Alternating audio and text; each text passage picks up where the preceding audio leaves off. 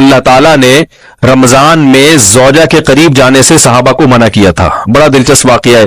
رمضان کی راتوں میں بھی زوجہ کے قریب جانے سے منع کیا تھا. ایک صحابی تھے, وہ رات میں کہیں چلے گئے, اب بڑے پریشان ہوئے, رسول اللہ صلی اللہ علیہ وسلم کے پاس آئے, عرض کیا یا رسول اللہ مجھ سے غلطی ہوئی, رمضان کی رات میں نے اپنی زوجہ کے قریب چلا. آپ نے فرمایا کیوں؟ وہ بڑا دلچسپ سا واقعہ ہے, بس بظاہر تھوڑا حیا کے خلاف بھی ہے لیکن اتنا بھی نہیں ہے.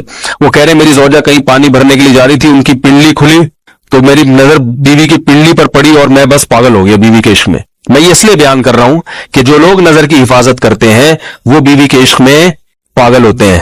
جو دن رات انٹرنیٹ پر پنڈلیاں دیکھتے رہتے ہیں انہیں بیوی کی پنڈلی بھی کیا شکل بھی اچھی نہیں لگتی ان کو. بد نظری کا یہ عذاب ہے, وبال ہے کہ جو اللہ نے گھر میں آپ کے لیے بٹھائی ہے وہ آپ کو اچھی نہیں لگے گی. تو نظر کی حفاظت کیا کرو, اس سے آپ کو اپنی بیوی سے عشق ہوگا, محبت ہوگی. بات آ رہی ہے سمجھ میں؟ تو اب دیکھو کیسا روزے کی حالت ہے. رمضان میں پابندی ہے, اسلام میں حکم تھا جو رمضان میں بیوی سے انبستری گئے گا 60 روزے لگاتار رکھنے پڑیں گے. کتنا بڑا جرم, لیکن صحابی سے برداشت نہیں ہوا. صرف زوجہ کے پاؤں پہ نظر پڑی ہے تو وہ کیسے بیوی سے محبت کرتے ہوں گے اور وہ بیوی کے بغیر رہ سکتے ہوں گے. اور آج لوگوں کے فون آتے ہیں ہماری بیگم جس میگے جاتی ہے اتنی خوشی ایسی اچھا سا فیل ہوتا ہے, ایسا عجیب سا محسوس ہو رہا ہوتا ہے جیسے آزاد ہو گئے. تو میں کہتا ہوں ظاہر ہے اب تمہیں موقع مل گیا کنڈی لگانے کا, ٹھیک ہے نا, اور آنکھ میں ٹکے کرنے کا, تو خوش تو ہوگے. تو یہ بھی ایک عذاب ہے جو لبرل لوگ نے جس عذاب میں ڈالا ہوا ہے نا, اس میں عورت کے حقوق نہیں, عورت کے حقوق نظر کی حفاظت میں اور عورت کے پردہ کرنے میں ہے. جب مرد باہر نکلے گا سب پردے میں ہوں گی تو آئے گا کس کے پاس؟ بیگم کے پاس ہی آئے گا. تو اتنے منہ کالا کرنے کے راستے کھول دیے ہیں تو ظاہر ہے پھر کامیاب ازدواجی زندگی نہیں ہوتی. تو نبی کے پاس آئے, عرض کیا یا رسول اللہ میں برداشت نہیں کر پایا, تو آپ مسکرا دیے. تو وہ نبی کے پاس گئے, یا رسول اللہ ایسے ہوا, مجھ سے غلطی ہو گئی. تو آپ نے فرمایا کیوں؟ فرمایا ایسا ہو گیا تھا. تو آپ صلی اللہ علیہ وسلم نے فرمایا 60 روزے رکھو لگاتار. انہوں نے فرمایا ایک کی طاقت نہیں ہے, اس میں یہ ہو گیا 60 کیسے رکھوں گا, نہیں ہے طاقت 60. آپ نے فرمایا ٹھیک ہے پھر 60 غریبوں کو 2 ٹائم کا کھانا کھلاؤ. فرمایا اس کی بھی طاقت بولو بھائی نہیں ہے. اتنے میں ایک صحابی لائے کوئی چیز صدقہ کرنے کے لیے, تو آپ نے فرمایا چلو اصل حکم تو یہی ہے کہ 60 روزے یا پھر 60 غریبوں کو کھانا, وہ نہیں تو چلو فی الحال ان کو تنبیہ کے لیے کچھ ان سے صدقہ کروا لیتا ہوں.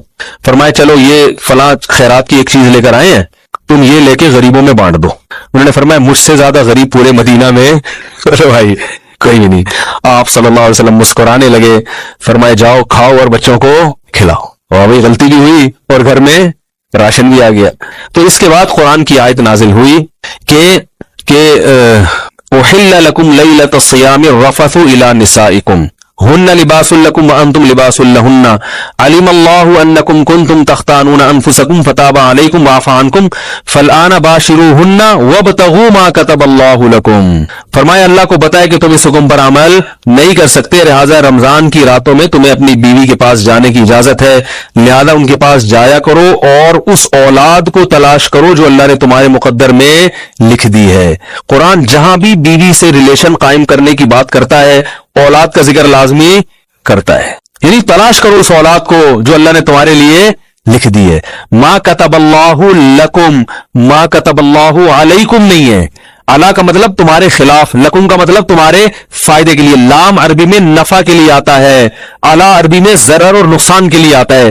فرمایا یہ نہیں کہ اس اولاد کو تلاش کرو جو بطور پینلٹی کے اللہ نے تمہارے متھے لگا دی ہے, جو اللہ نے تمہارے فائدے کے لیے لکھ دی ہے. اس سے پتہ چلتا ہے اسلام اولاد کی کثرت پہ کس قدر حریص ہے.